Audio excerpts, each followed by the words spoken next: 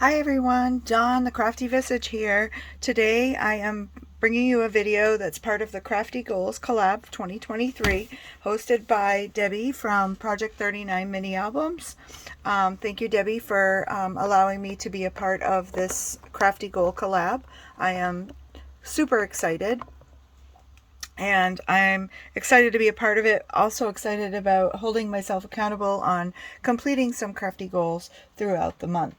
So I'm starting in with my June recap, kind of a review of things that I did set my goals for June, which was to join a collab, which I did with Debbie Project 39 Mini Albums. I did set a goal for online challenge, which I did do in a sense by completing a challenge that was hosted by LV Handcrafted. On her YouTube channel, she does a crafting with friends, and they set some goals, like parameters, almost like craft roulette, and you follow those and create a project. And this month it was this cute little reverse, like pop out gatefold card. I also completed the challenge of craft roulette, which I try to do each week. I really enjoy doing that and pushing myself outside the box by using parameters that who knows what they will be. So I did complete some cards for craft roulette this month. I also have another little one here, which was the last one. Kind of a little note card. It's hard to see because this was a see-through card. So that got completed. Another one was the sheet load, which I was not able to complete, but I did complete my goal of Kendra's card challenge. So I did complete 15 cards for Kendra's card challenge, which were not holiday cards. I probably could have tried to incorporate some holiday cards in there. So my one goal of completing holiday cards for the month of June did not happen. So yeah, we'll have to work on that for July. Make sure I can get caught up here. So these were my cards from Kendra's card challenge for the month of June. And that is a quarterly challenge. I try to do a set of cards for each month. So that's helpful in building my stash. Another goal that I had was to try to use my Cricut. I recently got a new Cricut. I've been a Cricut person since they first came out way back in the 1900s, but I was not part of the new Cricut community. So I just recently acquired one. I've been learning how to do it with my friend Linda, and I did reach that goal in creating some cards using the inspiration from the Spellbinders kit from June. So I was happy with that. That was a fun challenge. I also said one of my challenges was to bust some scraps, and I did bust some scraps this month. I have oodles of scraps. I have junk journaling scraps and paper scraps. So I try to break down all of my large pieces of paper. I break them down. I start by making big scraps. I take the biggest size I can, usually a 6 by 6 if it's like an odd 12 by 12 that's been cut out of. And then I will break those down and use them in projects, which I did do with these two mini folios made from envelopes. I used a bunch of small scraps. And I also bust through a hoard of miscellaneous size envelopes that I have acquired. But I also, as the pieces get smaller, I also utilize those. I try to break down everything that I have that I'm not happy with that's full size, and I bring it down to an ATC size. So, coming unraveled here. So as you can see, I've taken my cardstock pieces as they get down in smaller sizes. I cut them down to 3.5 by 2.5, and I put them in my ATC box so that I can create little ATCs to throw in with cards.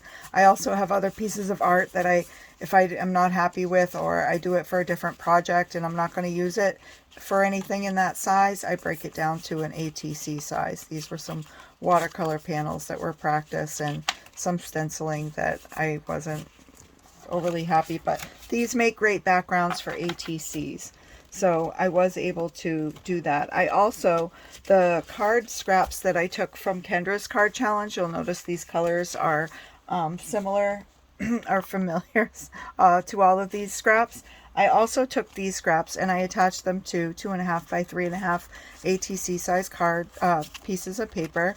And even if I just have little strips, I kind of glue them all together on the base card. And I have, again, another nice background to use for ATCs. I'm trying to not throw away any paper. And so far, I've done pretty well at that. So another goal that I mentioned was to try to do some drawing and doodling throughout the month. It really worked good. Worked good near the end of this month because I ended up with hand surgery. So I was able to utilize some more of my stash. I've had this artist tile set for almost a year now. And these little white cards that I can use on my ATC size cards. They make great toppers. So yeah, so I was able to do some doodling and drawing to use for that. And I can also incorporate these in junk journals, on pockets, or as journaling cards because the backs are blank. So I was happy about that. I also busted through my magazine stash. I haven't glued the pages together in this one yet, but this will be a glue book or / art journal. I used the bottom half or the top half of a magazine for this, and here's the bottom half that I did complete.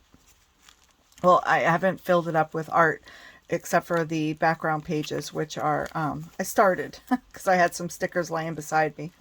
But I utilized my jelly plate prints and covered all of the pages in this glue book that I will use for gluing down things, or I don't know, it's so pretty. I like looking at the pages. But anyway, yeah, so I was able to bust through a couple of magazines and get them started anyway for glue books / art journals. So my July goals, I also do a goal for a monthly shout out, and I was able to complete that. Oh, another stash buster was I grabbed my paper bag stash. When I get my groceries to go, I get them in paper grocery bags. And I've been wanting to start something with that. I finally did that this month. I finally made a small swatch book to put all of my ink swatches in. I'm still trying to refine how to hold the little swatches. I wanted them removable so that I can use them up against projects to compare. I wanted to be able to take them out. But anyway, we'll see if it stays that way. But yeah, I have plenty of room to grow, and I utilized a couple of bags. Believe it or not, only 2. So I'll be able to make a ton of these. So using old products was another goal. So I did reach into my stash and I pulled out an old stamp and die set that I got several years ago from Local King Rubber Stamps, and I did make a card with that, played around and did some backgrounds. So I'm happy that I was able to crush that goal. For July, I would like to put the goal out to, I would like to add to mail some cards, complete the sheet load, and do them in holiday style. It is Christmas in July for lots of folks, and that is my goal, is to complete the Kendra's Card Challenge and or the sheet load of cards by Crafty Al, and to make holiday cards. I also added to my goal list was to make another project with my Cricut, work on edited videos, posting lives, doing more drawings, and let's see. I think that's it. I don't have a huge list of goals for July, only because I have hand surgery coming up again in 6 weeks. This one is still healing. Not sure how far I'm going to get for July, but I'm going to do my best. So this collab is hosted by Debbie at Project 39. Mini albums. There is a hashtag Crafty Goals 2023, which I will include in the description. There is a list of the other collaborators who have a ton of inspiration and amazing crafty goals in the description down below. Make sure to check them out. They're amazing. And Debbie, thanks again for having me, and thanks for watching, everyone. Take care.